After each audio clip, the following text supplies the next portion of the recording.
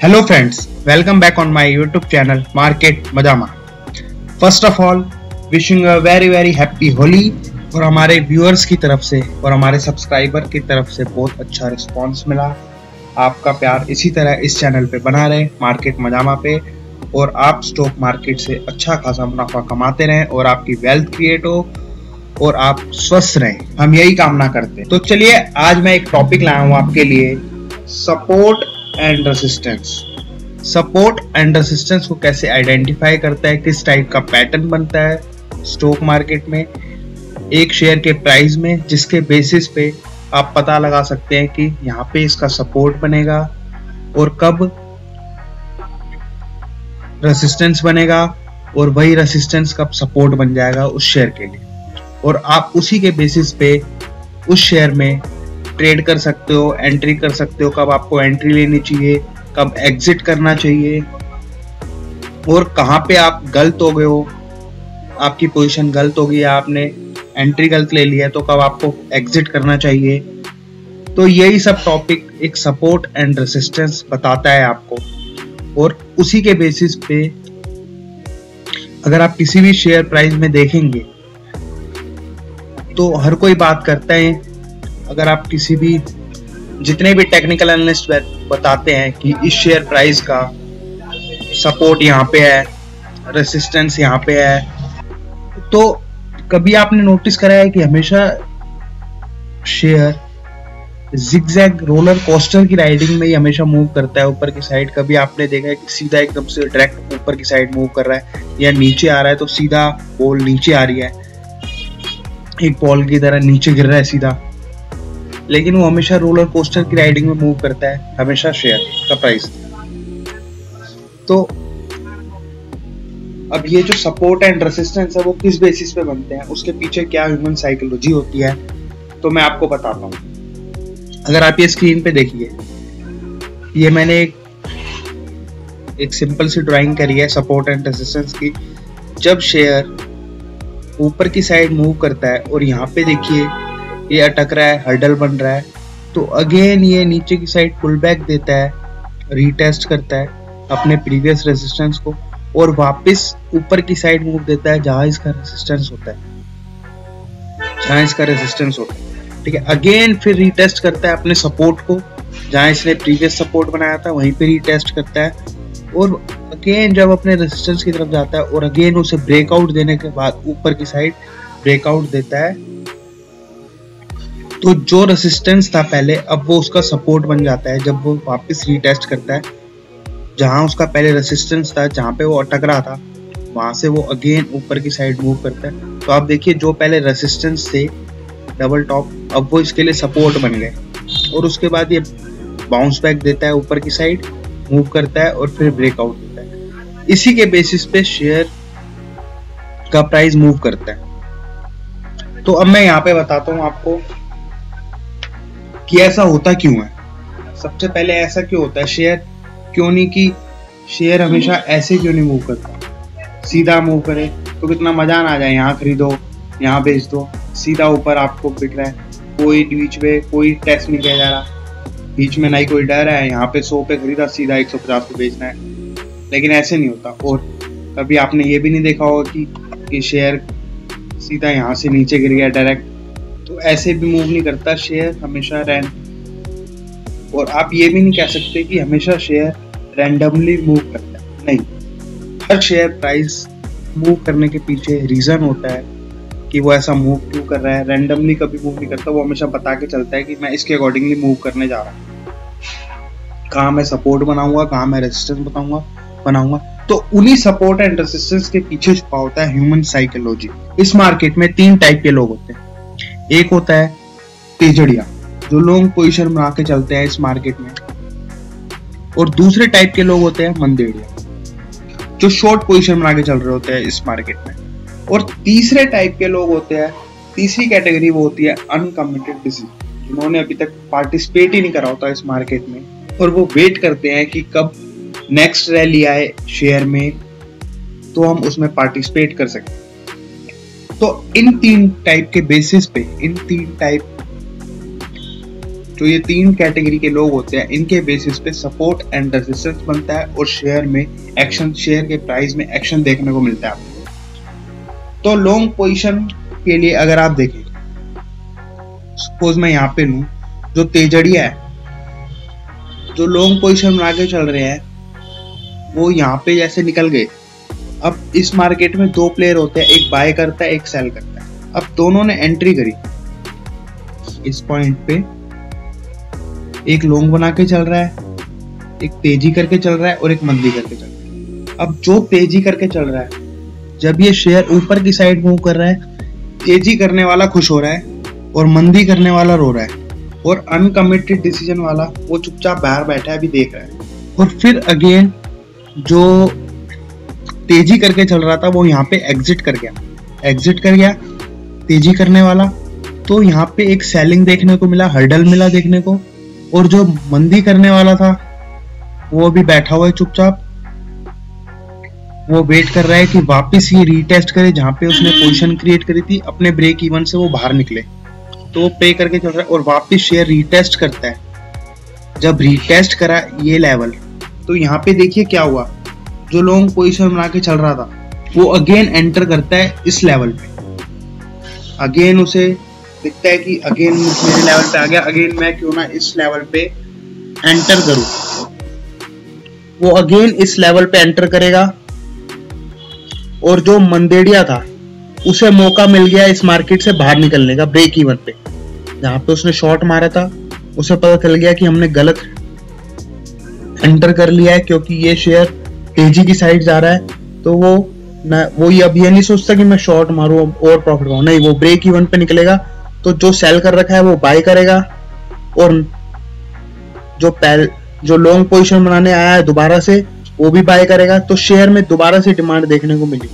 कुछ और प्लेयर थे जिन्हें लगा शेयर अब नीचे गिर जाएगा, शायद ये लेवल तोड़ देगा, तो उन्होंने यहाँ पे भी शॉर्ट कर लिया दोबारा। अब अगेन देखिए, शेयर जो पहले इसका प्रीवियस रेसिस्टेंस था वहां पे अटका जाके वही नेक्स्ट रेसिस्टेंस बन गया अगेन दोबारा उस शेयर का। तो वो जो लॉन्ग पोजीशन में आगे चल रहा था वो दोबारा बाहर निकल गया, एग्जिट कर गया इस शेयर से। और जो मंदेड़िया था अब वो खुश होने लगा कि शेयर वापस उसके ब्रेक इवन पे आ रहा है, मैं अगेन बाहर निकलूंगा, अगेन अब मैं बाहर निकल जाऊंगा। तो ब्रेक इवन पे अब वो अगेन बाहर निकलता है, और अगेन फिर जो पहले लॉन्ग पोजीशन बना के काट दी थी जिसने रेजिस्टेंस पे, वो अगेन दोबारा एंट्री लेता है इस पॉइंट पे। देखिए अगेन उसने रीटेस्ट, जो क्लोजली रीटेस्ट करा है वही लेवल जो प्रीवियस सपोर्ट था इसका। और अब की बार जब नेक्स्ट टाइम गया तो अब की बार इसने ब्रेकआउट दे दिया। अब हुआ क्या, अब जो मंदी खेलने वाले खिलाड़ी थे उन्हें लग रहा था ये रेजिस्टेंस बन चुका है, मैं शेयर को यहां पे शॉर्ट मारूंगा, इस लेवल पे शॉर्ट मार के चलूंगा, क्योंकि डबल टॉप बनाया था इसने पहले, तो वो अगेन रेजिस्टेंस बन चुका है। लेकिन हुआ क्या, शेयर ने ब्रेकआउट दे दिया, क्योंकि अब ब्रेकआउट दे दिया शेयर ने, लॉन्ग पोजीशन क्रिएट हो गई शेयर में। यहां से नए प्लेयर एंटर हुए, लॉन्ग पोजीशन क्रिएट करने वाले, उन्होंने ब्रेकआउट दिया शेयर में, तो शेयर में मोमेंटम देखने को मिला। तो उसकी वजह से अब ऊपर की साइड रेजिस्टेंस बना। अब जो यहाँ पे शॉर्ट करके चल रहा था अब वो फंस गया, उसने सोचा कि अगेन आएगा मैं यहाँ पे काट दूंगा, लेकिन नहीं, वो यहाँ फंस गया मंदेड़िया। अब वो यहाँ फंस गया तो अब वो वेट करता है कि ये लेवल रीटेस्ट हो। वो सिर्फ उम्मीद पे बैठता है कि अगेन ये रीटेस्ट हो और मैं ब्रेक इवन पे वापस बाहर निकलूं शॉर्ट करने वाला। और लॉन्ग पोजीशन वाला तो भाई वो परफेक्ट जा रहा है, अभी लॉन्ग पोजीशन वाला विन कर रहा है ट्रेड में। तो जो शॉर्ट करके चल रहा है वो अब रीटेस्ट करता है सपोर्ट पे आसपास, जब आ जाता है तो वो अगेन अपनी पोजीशन ब्रेक इवन पे निकल जाता है वो बाहर। ना ही उसने प्रॉफिट कमाया ना ही लॉस कमाया, लेकिन वो बाहर निकल गया शेयर से। उसे पता चल गया इसमें ब्रेकआउट आ चुका है और शेयर में, और ये शेयर अब ऊपर की साइड जाने को और तैयार है। अब इसमें रैली और भी बाकी है, कंटिन्यू पैटर्न है बुलिश का।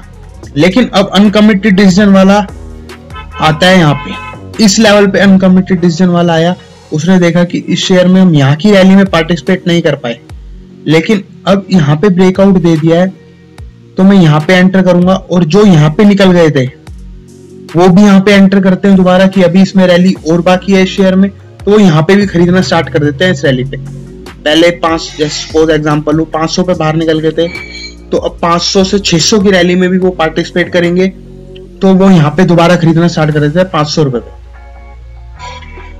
और अनकमिटेड वाले वो 400 से 500 की रैली में पार्टिसिपेट नहीं कर पाए थे, तो वो 500 रुपए पे खरीदना स्टार्ट करते हैं ताकि वो 500 से 600 की रैली में पार्टिसिपेट कर पाए। ये जो मैं फिगर्स बोल रहा हूँ ये सब हाइपोथेटिकल है, एग्जांपल्स है, एक्चुअल फिगर्स नहीं है, जस्ट एन एग्जांपल। तो इसी के बेसिस पे सपोर्ट एंड रेजिस्टेंस बनता है इस मार्केट में।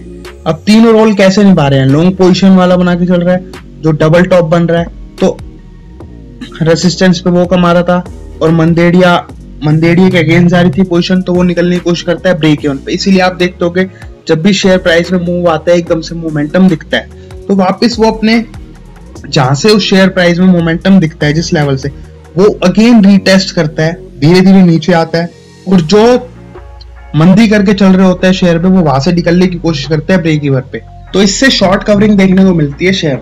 और जो अनकमिटेड डिसीजन वाले होते हैं, जिन्होंने अभी तक पार्टिसिपेट नहीं करा होता शेयर की रैली में, वो आगे फर्दर रैली में पार्टिसिपेट करते हैं शेयर में, जिससे और तेजी देखने को मिलती है उस शेयर। तो उसी के बेसिस पे इस मार्केट में सपोर्ट एंड रेजिस्टेंस बन जाता है। तो वही सपोर्ट एंड रेजिस्टेंस अगर आप आइडेंटिफाई कर लो कि कहाँ पे इसका पहले रेजिस्टेंस था, फिर अब सपोर्ट बन जाएगा, वहां पे अब दूसरे प्लेयर हैं वो बाहर निकलने की कोशिश करेंगे। अब ऐसी, ये तो चलो मैंने तेजी की तरफ बताया आपको, ऐसी मंदी की तरफ रुख होता तो इसका बिल्कुल उल्टा हो जाता। शॉर्ट की जगह आपको लॉन्ग रखना पड़ता, शॉर्ट पोजीशन की जगह लॉन्ग पोजीशन कर लो, और लॉन्ग, फिर उसमें लॉन्ग पोजीशन वाले फंसते, तेजड़िए वाले। तो अगर मैं एग्जांपल लूं तो चलिए एक निफ्टी का एनालिस्ट चार्ट खोलते हैं। चलो 1 आवर का चार्ट, 1 डे का ओपन नहीं हो रहा, तो 1 आवर का चार्ट मैं ओपन कर लेता हूँ। अब आप ये देखिए 1 आवर का चार्ट मैंने ओपन कर लिया है। अब इस शेयर प्राइस में देखिए हुआ क्या, निफ्टी का चार्ट है ये। इस लेवल पे पहले इस शेयर में रेजिस्टेंस बन रहा था, यहाँ पे डोजी कैंडल बनी तो रेजिस्टेंस था यहाँ पे, ठीक है, इस लेवल पे। तो इस लेवल को वो निफ्टी क्लोज तोड़ नहीं पा रहा था, ब्रेकआउट नहीं दे पा रहा था। तो अगेन देखिए इस लेवल पे निफ्टी पे गैप अप ओपन हुआ था, तो वहां से एक, अब इतनी ऊपर गैप अप ओपन होगा तो छोड़ी बिकवाली तो आएगी, प्रॉफिट बुकिंग आएगी, तो अगेन रीटेस्ट करता है, लेकिन ऊपर की साइड वो ऊपर की रैली दिखा देता है, और यहाँ पे शॉर्ट करने वाला वो फंस जाता है, जो ऊपर से शॉर्ट करने वाला फंसता है। तो वो अगेन कोशिश करता है कि मेरे ब्रेक इवन पे आए, क्योंकि यहाँ पे गैप अप रैली हुई थी, और जो यहाँ पे शॉर्ट करके चल रहा था इस लेवल पे, मंदेड़िया जो शॉर्ट करके चल रहा था, वो प्रे करता है कि मेरे ब्रेक इवन पे आए वापस और मैं बाहर निकलूं। तो देखिए शेयर ने अगेन रीटेस्ट करा, और जो तेजी करने वाला है वो इतनी ऊपर से तेजी नहीं करेगा, वो कोशिश करेगा कि मुझे अगेन यहीं से मैं तेजी करूं, जहां से मैं एग्जिट कर चुका था, तो वहीं से वो खरीदने की कोशिश करेगा। तो अगेन जब शेयर ने रीटेस्ट करा, यहाँ पे पोजीशन कैसे कटने लग गई, जो मंदी करके चल रहा था यहाँ पे वो ब्रेक इवन पे बाहर निकल गया, और जो आगे की रैली में पार्टिसिपेट करना चाहता था वो खरीदने लग गया यहाँ पे। तो शेयर ने अगेन मूव दिखाया ऊपर की साइड, और अनकमिटेड वाला भी यहाँ पे एंटर कर गया। अब उसे दिखा कि मैं पहले वाली रैली में पार्टिसिपेट नहीं कर पाया, तो अगेन इस लेवल पे आ चुका है शेयर, यहाँ से खरीद लेना चाहिए, क्योंकि इसमें रैली अभी आगे और बाकी है, तो यहाँ से खरीदता है। इसी तरीके से शेयर में जो रेजिस्टेंस था पहले वो सपोर्ट बन गया, यहाँ पे पोजीशंस काफी चेंज हुई, नए प्लेयर्स एंटर हुए, तो इसके बेसिस पे सपोर्ट बनता है। और अगेन देखिए शेयर ने मूव दिखाया, और जब प्रीवियस रेजिस्टेंस बना तो यहाँ पे अटैक की कोशिश करी, और अगेन फिर गैप अप ओपनिंग, फिर अगेन जो मंदी करके चल रहा था वो सोच रहा था मैं इस लेवल पे बाहर निकलूंगा यहाँ से, तो अगेन फिर गैप अप ओपनिंग देता है, फिर अगेन रीटेस्ट करता है शेयर, क्योंकि ऊपर से कोई खरीदने को तैयार नहीं है, तो वो अगेन रीटेस्ट करता है, मोमेंटम कम हो जाता है ऊपर की साइड, और जो मंदी करके चल रहा था वो ब्रेक इवन पे बाहर निकलता है, और जो ऊपर की साइड शॉर्ट मारता है उसके लिए प्रॉफिट अपॉर्चुनिटी आती है इजिली, क्योंकि यहाँ पे बाइंग नहीं थी, सेलिंग ज्यादा थे, सेलिंग साइड ज्यादा थे, सेलिंग प्रेशर ज्यादा था ऊपर की साइड से। तो अगेन रीटेस्ट करा अपने प्रीवियस सपोर्ट की क्लोजली रीटेस्ट करता है लेवल को, और अगेन फिर रैली देखने को मिलती है, फिर अगेन ऊपर की साइड मूव देता है, और अगेन देखिए फिर जो रेजिस्टेंस बना था फिर अगेन वहां पे अटकता है दोबारा से और उसी की तरह अगेन मूव देता है और ऊपर फिर देखिए और यहाँ पे देखिए इस लेवल को अगेन ये रीटेस्ट नहीं करता और उसके बाद स्ट्रॉन्ग रैली देखने को मिलती है शेयर में और ये रैली जाके खत्म हुई सीधा देखिए 13,149 से स्टार्ट हुई रैली और सीधा 13,800 तक के लेवल की रैली स्ट्रॉन्ग। अब देखिए मंदेड़िए फंस गए दोबारा से, जो शॉर्ट करके चल रहे थे वो फंस गए। अब उन्हें काफी पेशेंस रखना पड़ा, लेकिन उसके लिए देखिए फिर अगेन रीटेस्ट करा वही लेवल जहां से मोमेंटम बना था निफ्टी में और वही रीटेस्ट करता है और ब्रेक इवन पे कुछ बाहर निकलते हैं, कुछ जल्दी निकलने की कोशिश करते हैं तो ब्रेक इवन देखिए रीटेस्ट करता है अपने सपोर्ट को और फिर रैली दिखाता है अगेन शेयर। ये देखो इसी के बेसिस पे पूरा चार्ट बनता है, ये 1 आवर का चार्ट है निफ्टी का। इस तरीके से मूवमेंट है शेयर में, हमेशा ब्रेकआउट देने के बाद रैली, फिर अगेन रीटेस्ट करता है उस लेवल को जहां से रैली स्टार्ट हुई, फिर अगेन ऊपर की साइड मूवमेंट और अब देखो अब शॉर्ट टर्म में ये इसका सपोर्ट बन गया था, लेकिन इस सपोर्ट को इसने ब्रेकआउट दिया नीचे की साइड, तो नीचे की साइड दूसरा जो इसका सपोर्ट था जो रेजिस्टेंस था वहां पे ये कोशिश करेगा कि सपोर्ट लेने के लिए, तो सपोर्ट इसने लिया वहां पे एक दिन में ही वापस बाउंस बैक आ गया था और अगेन फिर रीटेस्ट करा ऊपर की साइड लेवल को और अगेन दूसरे रेजिस्टेंस की तरफ पहुंचा और उसे भी ब्रेकआउट देके हमेशा शेयर का जो प्राइस है वो अपने रेजिस्टेंस को और सपोर्ट को हमेशा रिस्पेक्ट करता है, रेजिस्टेंस को भी रिस्पेक्ट करता है, वापस अपना जो उसका सपोर्ट होता है प्रीवियस उसे जरूर रिस्पेक्ट करेगा, वहां पे सपोर्ट लेगा। अगर वहां 1-2 दिन वो सस्टेन कर जाता है तो इसका मतलब स्ट्रॉन्ग सपोर्ट है वो, और अगर वो एक दिन सपोर्ट 1-2 दिन में मतलब सस्टेन नहीं कर पाता और वो टूट जाता है लेवल और नीचे की साइड जाने लगता है तो इसका मतलब वो सपोर्ट को सस्टेन नहीं कर पाया और उसके नीचे के लेवल भी तो नेक्स्ट सपोर्ट को वो रिस्पेक्ट करेगा। तो इसी तरीके से आपको जब भी आप एंट्री करो तो उसी के बेसिस पे अपना ट्रेड प्लान करो कि कहाँ पे एंट्री लेनी है, कहाँ पे मुझे एग्जिट करनी है और कहाँ पे मैं गलत हो गया हूँ शेयर में जिससे मैं बाहर निकल सकूं। कई बार हम बीच में ट्रेड ले लेते हैं, जिस रेजिस्टेंस यहाँ पे है और सपोर्ट यहाँ पे और हमने ले लिया बीच में, तो हमारा एक तो रिस्क रिवॉर्ड रेशियो नहीं बैठ रहा अच्छा और हम बीच में फंस गए हैं, क्योंकि इसके बाद ये शेयर प्राइस कभी ऐसे मूव करेगा कभी ऐसे, तो हमारा स्टॉप लॉस बेट होगा और हमें समझ नहीं आएगा कि ये कहना क्या चाह रहा है शेयर, ऊपर जा रहा है नीचे। लेकिन आपने यहाँ पे लिया हुआ एंटर, यहाँ पे शॉर्ट करा होगा, आप जो भी आप लोग सोच रहे हो कि तेजी करनी है मुझे मंदी करनी है, अगर आप यहाँ पे एंटर करोगे तो एक लेवल है आपने जहाँ पे एंटर करा है या तो सपोर्ट है, वहां पे आपका 50-50 चांसेस होता है कि आप या तो गलत हो या सही हो। तो लेकिन आप बीच में एंटर करोगे तो साइड वेज में फंस जाओगे। अगर शेयर ऊपर नीचे होता रहा आपने बिल्कुल सही लिया है, लेकिन आप रोलर कोस्टर की तरह जब मूव करेगा शेयर तब आप फंसोगे उसमें, आपके स्टॉप लॉस हिट होने के चांसेस रहेंगे ज्यादा, सबसे बड़ी बात, और आपको समझ नहीं आएगा कि ऊपर जा रहा है नीचे जा रहा है। और अगेन उस टाइम पे ये होता है कि अगेन वो अपने रेजिस्टेंस के लेवल को रीटेस्ट कर सके, रीटेस्ट करता है और दोबारा फिर नीचे आ जाता है, तब आप बोलोगे अरे यार मैंने सही ट्रेड लिया था फिर भी ऊपर चले गया, मेरा स्टॉप लॉस हिट कर आ गया। तो यहाँ पे आप बोलोगे स्टॉप लॉस हंटिंग होता है हमेशा, यहाँ पे फिर स्टॉप लॉस हंटिंग की प्रॉब्लम होती है।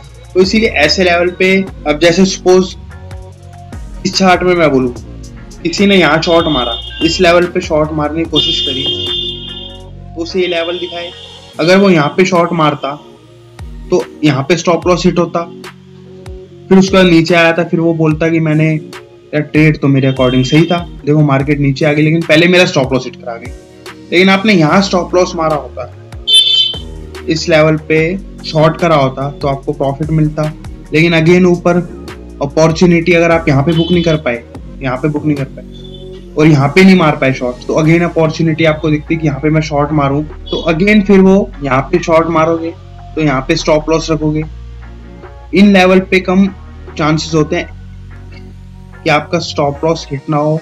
आप यहाँ पे ज्यादा साइडवेज नहीं करेगा, या तो ऊपर है तो अगेन एक शॉर्ट मार के देख लो, 1-2 बारी ट्रेड आप करके देख सकते हो, 1-2 बारी एंट्री करके देखो यहाँ पे इन लेवलों पे।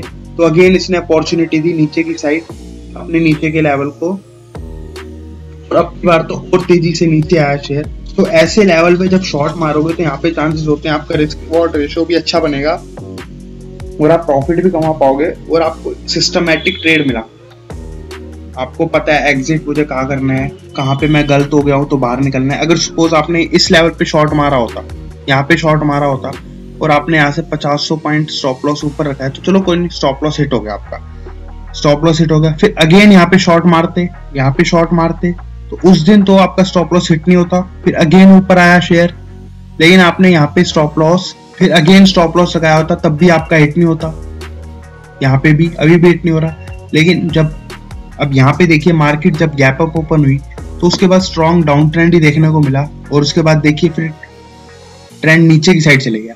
तो यहाँ पे भी स्टॉप लॉस आपका हिट नहीं हुआ, आपको बल्कि दोबारा चांस मिला। जो नहीं मार पाए थे शॉर्ट उन्हें दोबारा चांस मिला, तो इस तरीके से मार्केट नीचे आया। और अब इन लेवल पे देखिए, अगर जब तक अब आप यहाँ पे भी इस लेवल के नीचे भी शॉर्ट मारते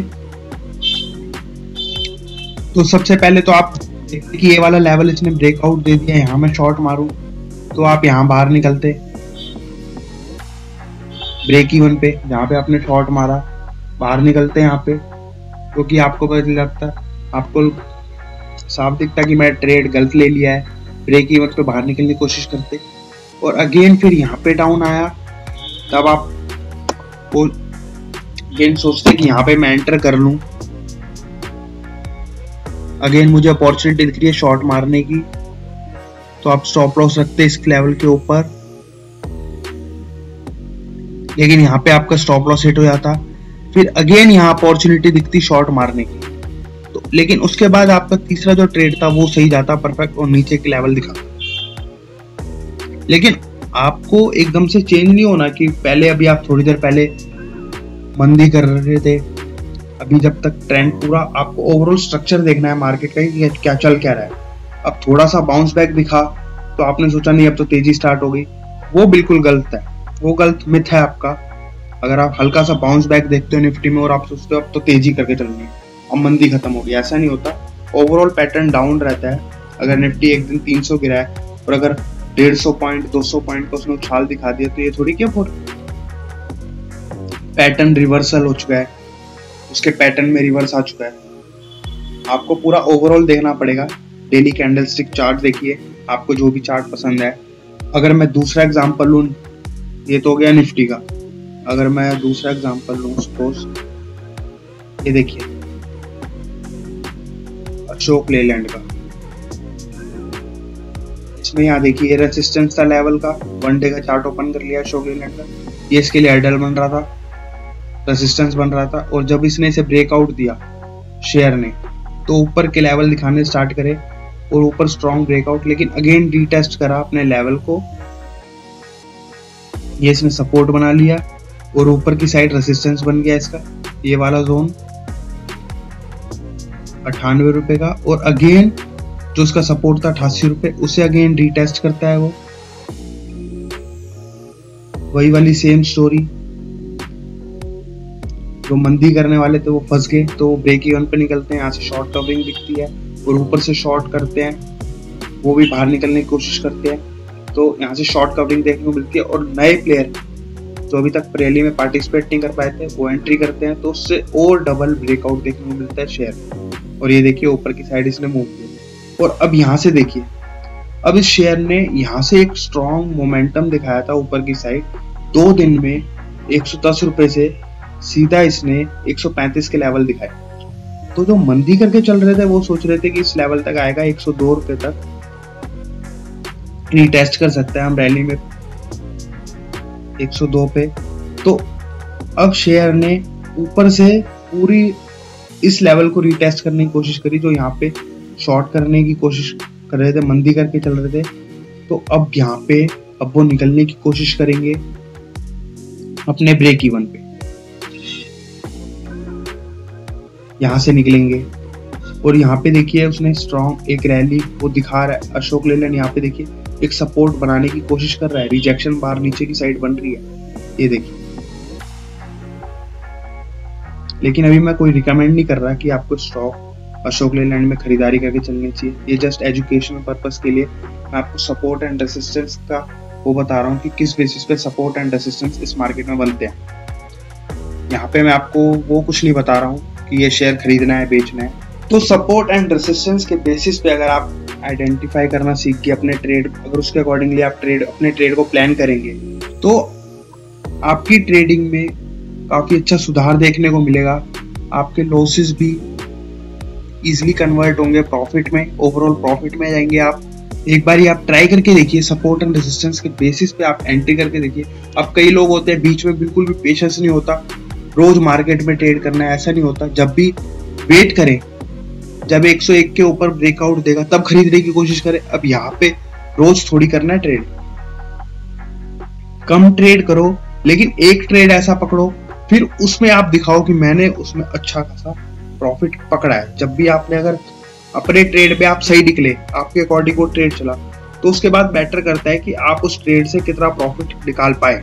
वरना अदरवाइज इस मार्केट में तो सिंपल सा फंडा है, लोग यही करते हैं, जिस शेयर पे लॉस हो जाता है तो वहां पे बन जाते हैं वो लॉन्ग टर्म इन्वेस्टर, उस शेयर को लेके बैठ जाते हैं, होल्ड करते हैं। तो अगर आप हर शेयर में सही एग्जिट, सही एंट्री और कहाँ पे मेरा स्टॉक इनवैलिड हो गया है, किन लेवल्स के नीचे, किन लेवल्स के ऊपर, कहाँ मुझे बाहर निकल जाना चाहिए जहाँ पे मैं कंफर्टेबल फील नहीं कर पा रहा हूँ, उसके ये सब प्लान करके आपको ट्रेड करना चाहिए इस मार्केट। तो अगर आपको इस वीडियो से रिलेटेड कोई भी क्वेरी हो तो आप हमें कमेंट बॉक्स में कमेंट करके पूछ सकते हैं, और हमारी वीडियो को लाइक करना एंड शेयर करना ना भूलें। और लोगों को भी अवेयर करें इस मार्केट से, कॉल टिप से बचें, जितना ज्यादा हो सके सीखें और अर्न करना सीखें। Thank you.